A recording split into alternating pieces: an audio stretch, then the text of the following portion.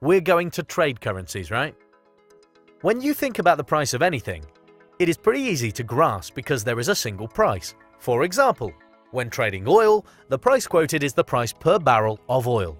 When trading gold, the price quoted is the price per ounce of gold.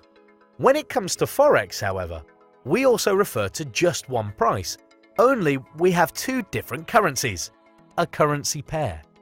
It can be confusing in the beginning when we think of one price for two different things, but we'll explain. When we trade currencies, we are buying one currency with another. For example, if you want to buy euro, it will have an exchange rate in relation to other currencies. This is the price of the euro. So if you have US dollars and you want to buy euro, you will buy it with a certain amount of US dollars.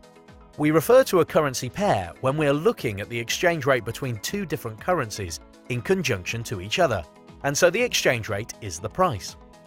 Did you notice that the prices we use have long numbers? Well, in Forex, we will use numbers with 4 decimal places, like 1.4000. The last digit is called a pip. If the price goes up by 1 pip, it will increase to 1.4001. Many brokers even include a 5th number called a fractional pip or pipette, so they publish the price as 1.40010. Do not be surprised to see 5 figures after the decimal when you are looking at the price of the currency pairs on your chart. So let's say the price of the euro to US dollar is 1.4000. This means that the cost of 1 euro is $1.4000.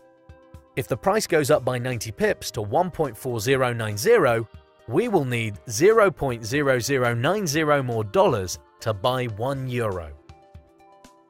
When the price of the euro US dollar increases, this means that the euro is getting stronger against the dollar.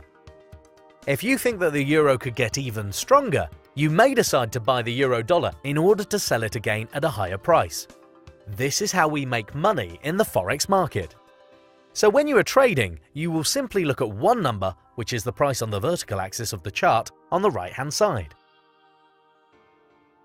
When we are looking at currency pairs, the first currency in the pair is called the base currency. It always has a value of 1.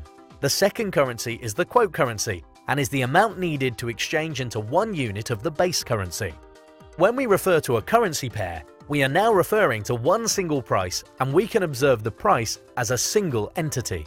This allows us to buy and sell a currency pair, as if we are buying and selling anything else. We will learn to trade these currencies soon. Be patient. Just one last thing before we get going.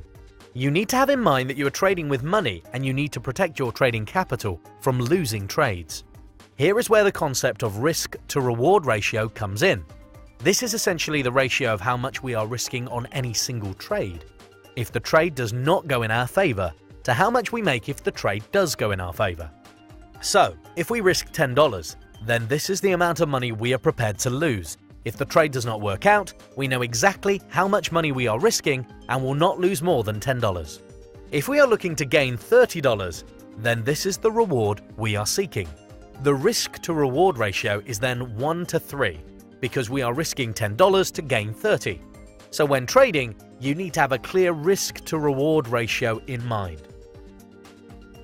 This is directly connected to your profit target and your stop loss.